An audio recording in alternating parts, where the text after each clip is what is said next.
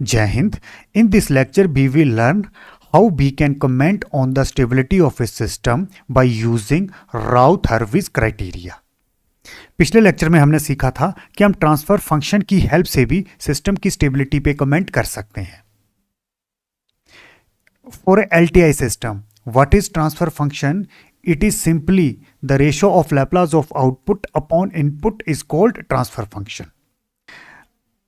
अगर transfer function के denominator को मैं 0 के बराबर इक्वेट कर देता हूं, it will act as a characteristic equations. और अगर मैं कैरेक्टरिस्टिक इक्वेशंस में रूट्स की वैल्यू कैलकुलेट करता हूं, तो सिंपली रूट्स क्या बताएगा? वो पोल्स की लोकेशन बताएगा. और पोल्स की लोकेशंस के थ्रू भी मैं सिस्टम की स्टेबिलिटी पे कमेंट कर सकता हूं. तो यहां पर मैंने एक टेबल बनाया है. मैंने लिखा है location of pole in HS. Pole की लोकेशन ट्रांसफर फंक्शन में कहां पर है, और simply stability of LTI system. और मैं सिस्टम की स्टेबिलिटी पे कमेंट कैसे कर सकता हूं? तो पहली कंडीशन है, पोल कहां पर लाई करते हैं? रिपीटेड और नॉन रिपीटेड पोल्स इन LHP लेफ्ट हाफ प्लेन. इसका मतलब है दिस इज S प्लेन. अगर सारे के सारे पोल्स रिपीटेड हैं या नॉन रिपीटेड हैं, अगर लेफ्ट हाफ प्लेन में लाई करते हैं, तो जो सिस्टम होगा वो होगा stable. Non repeated pole on J omega axis. अगर non repeated pole J omega axis में चले जाते हैं, मतलब इस तरह से, these are the non repeated poles on J omega axis, तो सिस्टम होगा marginally stable. Repeated pole on J omega axis, this is J omega axis. अब ये हैं नॉन रिपीटेड पोल्स. अगर ये रिपीटेड पोल्स हो जाते हैं, फॉर एग्जाम्पल यहां पर 2 पोल्स मिलते हैं और इसके कॉन्जुगेट 2 पोल्स यहां पर मिलते हैं, पर वो मिलते कहां पर है? Purely on J omega axis. ये है रिपीटेड, मतलब एक से ज्यादा है, ये 3 भी हो सकते हैं, तो सिस्टम हो जाता है unstable. Single pole at origin. अगर सिंगल पोल ओरिजिन में लाई करता है और साथ में बाकी के अगर पोल हैं तो वो LHP पे लाई करने चाहिए, तो उस तरह के सिस्टम को मैं बोलूंगा marginally stable. Repeated pole at origin. अगर ओरिजिन में एक से ज्यादा पोल लाई करते हैं तो सिस्टम हो जाता है अनस्टेबल. Poles eight RHP. अगर कोई एक पोल भी राइट हाफ प्लेन में चला जाता है तो सिस्टम हो जाता है अनस्टेबल. अगर कोई एक पोल भी RHP में चला जाता है तो सिस्टम है अनस्टेबल. कोई एक पोल का भी क्या मतलब है? फॉर एग्जाम्पल 10 पोल लाई करते हैं LHP में और एक पोल भी अगर RHP में चला गया तो हम बोल देंगे सिस्टम इज अनस्टेबल. अब कंसेप्ट ऑफ Raoult-Harvey's क्राइटेरिया देखते हैं कि what is the concept of Raoult-Harvey's criteria. मुझे ये एक LTI सिस्टम का ट्रांसफर फंक्शन दिया गया है और मुझे स्टेबिलिटी पे कमेंट करना है. तो बच्चों सिंपली मैं क्या करूंगा? ये जो कैरेक्टरिस्टिक इक्वेशंस होगी इसमें रूट्स की वैल्यू कैलकुलेट करूंगा. अगर रूट्स सारे के सारे रूट्स LHP में लाई करते हैं तो मैं बोल दूंगा सिस्टम है स्टेबल. अगर कोई एक भी RHP में रूट चला गया तो मैं बोल दूंगा सिस्टम है अनस्टेबल. तो सिंपली यहां पर मैं कैरेक्टरिस्टिक इक्वेशंस को सोल्व करके रूट्स की वैल्यू कैलकुलेट कर सकता हूं, और जो रूट्स होते हैं वो पोल्स की लोकेशन बताते हैं. इसी तरह से मेरे पास ये ट्रांसफर फंक्शन दिया गया है, यहां पर हो चुका है S की पावर 3. अब बच्चों ये कैलकुलेशन करना टफ है. यहां पर ऑर्डर था 2 तो रूट्स की वैल्यू कैलकुलेट करना इजी था, पर यहां पर हो चुका है ऑर्डर 3. अब रूट्स की वैल्यू कैलकुलेट करना यहां पर टफ टास्क है. इसी तरह से अगर मैं ऑर्डर इंक्रीज कर देता हूं, जैसे यहां पर S की पावर 4, अब रूट्स की वैल्यू कैलकुलेट करना और मुश्किल हो जाएगा. तो जैसे जैसे ऑर्डर बढ़ता जाएगा एग्जैक्ट रूट की वैल्यू कैलकुलेट करना मुश्किल टास्क हो जाएगा. तो उस केस में हम यूज करते हैं Raoult-Harvey's क्राइटेरिया. अब Raoult-Harvey's क्राइटेरिया क्या होता है? ये एक तरह से टूल होता है जो पॉलिनोमियल इक्वेशंस को सोल्व करता है. एक तरह से ये क्या है? These are the polynomial equations. तो RH क्या करेगा? इन पॉलिनोमियल इक्वेशंस को सोल्व करेगा. पर बच्चों RH का एक ड्रॉबैक है. ड्रॉबैक क्या होता है? RH के थ्रू हम ये जज कर लेते हैं कि कितने पोल्स LHP पे गए, कितने पोल RHP पे गए और कितने पोल प्योरली इमेजिनरी एक्सिस में गए. पर बच्चों ये जो पोल्स हैं ये एग्जैक्टली किस लोकेशन पे जाते हैं इसको हम RH के थ्रू नहीं बता सकते. हाँ, कुछ स्पेशल केसेस में जो पोल्स ओरिजिन के सिमेट्रिकल होते हैं उनकी एग्जैक्ट लोकेशन हम RH के थ्रू बता सकते हैं। तो जनरली RH क्या होता है, ये हमें ये आइडिया दे देता है कि LHP में कितने पोल्स गए, RHP में कितने पोल्स गए, इमेजिनरी एक्सिस में कितने पोल्स गए। और जैसे हमें ये इंफॉर्मेशन मिल जाती है तो सिंपली हम कमेंट कर देते हैं कि सिस्टम स्टेबल है, अनस्टेबल है या फिर मार्जिनली स्टेबल है।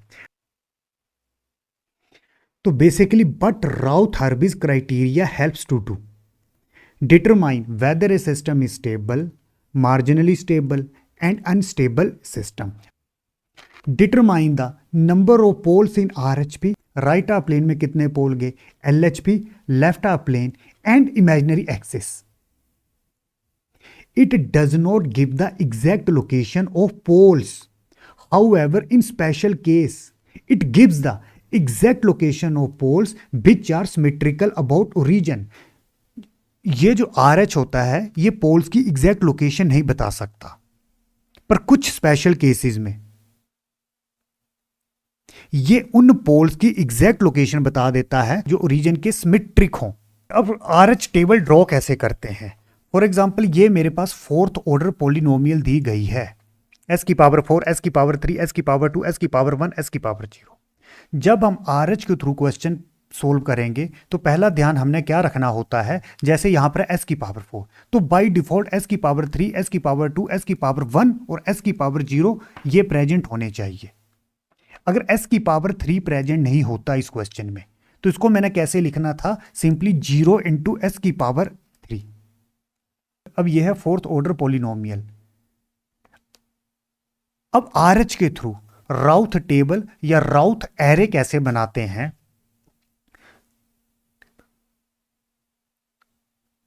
तो बच्चों आपको क्या याद रखना है, जैसे यहां पर s की पावर 4 तो आपको इस तरह से कॉलम बनाना है, s की पावर 4, s की पावर 3, s की पावर 2, s की पावर 1 और यहां तक जाना है s की पावर 0। अब s की पावर 4 मतलब s की इवन पावर्स लेनी है, s की पावर 4 दिस वन, s की पावर 2 s की इवन पावर एंड s की पावर 0 इवन पावर। इनके कोफिशिएंट्स आपको लिखने हैं। इसका कोफिशिएंट है A4, इसका कोफिशिएंट है A2 और s की पावर 0 इसका कोफिशिएंट है A0। या आप इस तरह से याद रख सकते हो, s की पावर 4 जब इस रो के लिए वैल्यू लिखनी है तो वो किस तरह से लिखेंगे, यहां से स्टार्ट करना है, इसको कंसीडर करना है, इसको स्किप करना है, इसको कंसीडर करना है, इसको स्किप करना है और इसको कंसीडर करना है। इसी तरह से s की पावर 3 इस रो के लिए वैल्यू लिखनी है तो s की ओड पावर लेनी है, मतलब s की पावर 3, s की पावर 1। या आप इस तरह से याद रखो, s की पावर 3 यहां से स्टार्ट करना है और ये पावर आपको अरेंज कैसे करनी है, डिक्रीजिंग ऑर्डर में, जैसे s की पावर 4, s की पावर 3, s की पावर 2, s की पावर 1। तो s की पावर 3 यहां से स्टार्ट करना है, इसको कंसीडर करना है, नेक्स्ट वाले को स्किप कर देना है, इसको कंसीडर करना है, नेक्स्ट वाले को स्किप करना है। s की पावर 3 इसका कोफिशिएंट है A3, s की पावर 1 इसका कोफिशिएंट है A1। आगे कुछ भी नहीं है तो यहां पर ले लेना है 0। अब s की पावर 2 इस रो के लिए वैल्यू कैसे कैलकुलेट करेंगे, तो बच्चों वो आपको ध्यान रखना है, इसको इसके साथ मल्टीप्लाई करेंगे A3 into A2 minus A4 into A1 divided by इस A3 के साथ डिवाइड कर देना है। अब ये वैल्यू कैलकुलेट करनी है तो अगेन यही कंसेप्ट आप लगाओगे, इस A3 के साथ इस A0 को मल्टीप्लाई कर दोगे माइनस A4 को इस 0 के साथ मल्टीप्लाई करोगे, A4 इंटू 0 क्या बन जाएगा 0 अपॉन इस A3 के साथ डिवाइड कर देना है, ये बन जाएगा 0, A3 कैंसिल तो बचा A0। एक बात आपको ध्यान रखना है, अगर ये वैल्यू कैलकुलेट करनी है और ये है अगर 0 तो डायरेक्टली यही A नोड आपको यहां पर लिख लेना है। जैसे आप सोल्व करोगे तो ये आएगा A नोड। अब ये वैल्यू कैलकुलेट करनी है बच्चों, इसको आप खाली भी छोड़ सकते हो या 0 भी लिख सकते हो, यहां पर कोई एलिमेंट प्रेजेंट नहीं है तो इसको आप खाली भी छोड़ सकते हो या 0 भी लिख सकते हो। तो सिंपली जैसे इसको सोल्व किया था तो किसके इक्वल बना था, A नोड। अब मुझे s की पावर 1 ये वैल्यू कैलकुलेट करनी है। अब इस पूरे के पूरे एक्सप्रेशन को मैंने जूम कर लिया x, कैलकुलेशन इजी करने के लिए मैंने इसको एज्यूम कर लिया x। तो बच्चों जब ये वैल्यू कैलकुलेट करनी है तो x को a1 के साथ मल्टीप्लाई करेंगे, मतलब इस पूरे के पूरे टर्म को a1 के साथ मल्टीप्लाई करेंगे, date is x a1 minus a3 को इस a नोट के साथ मल्टीप्लाई करेंगे, a3 into a naught upon ये जो x है इससे डिवाइड कर देंगे। अब ये वैल्यू कैलकुलेट करनी है। अगेन ये दोनों जीरो हैं तो डायरेक्टली आपको यहां पर जीरो लिख लेना है। ये जीरो कैसे आएगा बच्चों, जैसे ही x को जीरो के साथ मल्टीप्लाई करूंगा तो x इंटू जीरो क्या हो जाएगा, जीरो, माइनस a3 को जैसे ही जीरो के साथ मल्टीप्लाई करेंगे a3 इंटू जीरो अगेन क्या बन जाएगा, जीरो, और डिवाइड किससे करते हैं, इस x के साथ, तो ये जीरो आएगा। तो जैसे दोनों जीरो दिखाई दी आपने यहां पर जीरो लिख लेना है। अब ये वैल्यू क्या लिखनी है, यहां पर कोई एलिमेंट प्रेजेंट नहीं है, इसको खाली भी छोड़ सकते हो या आप जीरो भी लिख सकते हो, मैंने लिख दिया जीरो। अगेन अब s की पावर जीरो ये वैल्यू कैलकुलेट करनी है। अगेन बच्चों यहां पर जीरो है तो मैंने तुम्हें बताया था अगर यहां पर आ जाता है जीरो तो डायरेक्टली यही a नोड यहां पर आ जाएगा।